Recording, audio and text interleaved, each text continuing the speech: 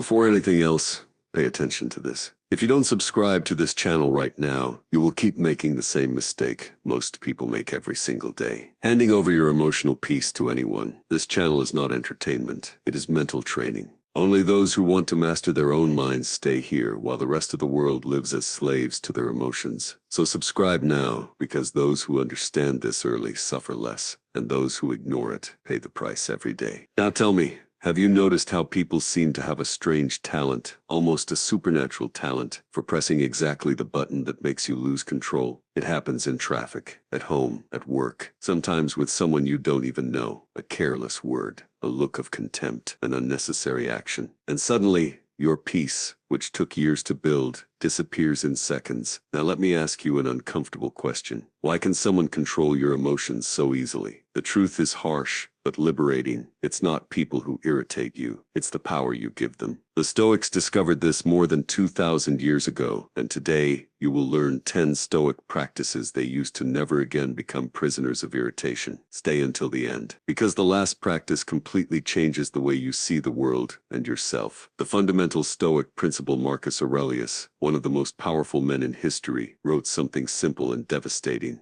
Calm is invincible. Stoicism does not teach you to be cold. It teaches you to be strong. You do not control what the world gives you, but you control what you give back to the world. And this is where everything begins. Stoic practice 1. Breathe. Before reacting, imagine the scene. You wake up late. The day already feels heavy. Your mind is full. In traffic, someone cuts you off aggressively, then honks as if it were your fault. The body reacts before the mind. The impulse appears: shout, curse, retaliate. But Epictetus warned, it is not things that disturb us, but our judgments about them. Nothing there stole your peace. You handed it over. Breathing before reacting creates space between stimulus and response, and in that space lives freedom. Ask yourself, is this worth my energy? The Stoic practice 2. Observe, but do not absorb. Think about the last time someone made an unpleasant comment. Maybe it wasn't even that serious, yet it echoed in your mind all day. Why? Because you let it in. Epictetus taught that no offense enters without permission. Imagine your mind as a house. Would you let any dirty stranger walk in, sit on your couch, and destroy the place? So why do you do that with words? Observe, recognize, but do not absorb. The Stoic practice 3. Do not engage in useless disputes. Some arguments are not debates. They are ego traps. They start small and end up draining hours of your life. Marcus Aurelius advised, avoid trivial disputes. They divert the soul from its path. Before responding, ask yourself, what do I gain if I win this argument? Most of the time the answer is simple: nothing. Here, silence is power. The Stoic practice 4. Redirect the thought, not the situation. Someone criticizes your work. Your first reaction is to feel attacked. But Seneca taught, we suffer more from interpretation than from facts. Criticism is just sound in the air. Suffering is born from the meaning you attach to it. Replace the thought, they are attacking me, with what can I learn from this? Change the thought,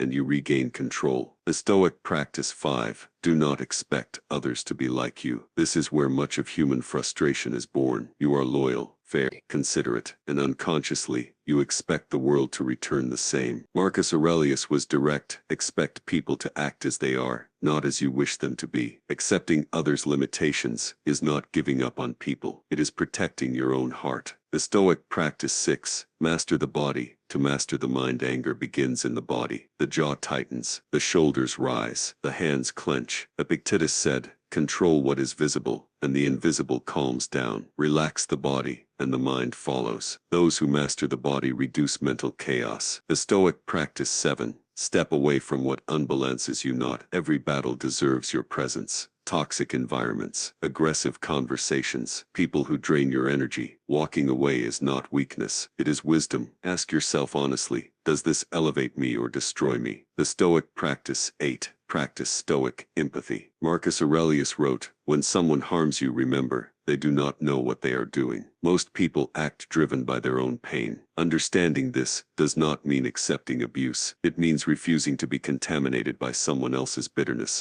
Stoic practice 9. Prioritize what matters. You have been irritated by things you no longer even remember. Epictetus taught, happiness depends on attention to what is essential. Ask yourself, Will this matter in 5 years? If not, let it go. Stoic practice 10. Practice emotional detachment. The greatest source of irritation is trying to control what cannot be controlled. Seneca said, "Desire that things happen as they must happen. When you let go of control, peace enters. You stop fighting the world and start governing yourself. Irritation is not strength. It is a prison. True strength is silent. It is breathing when everything demands reaction. It is maintaining peace when the world offers war." Now you know those who master themselves are mastered by no one. Which of these Stoic practices do you need to apply today? Write it in the comments. And if you want to keep learning how to armor your mind, subscribe now. Because respect begins within, freedom is born from self-control, and peace. Peace is a daily conquest of those who choose to be greater than any provocation.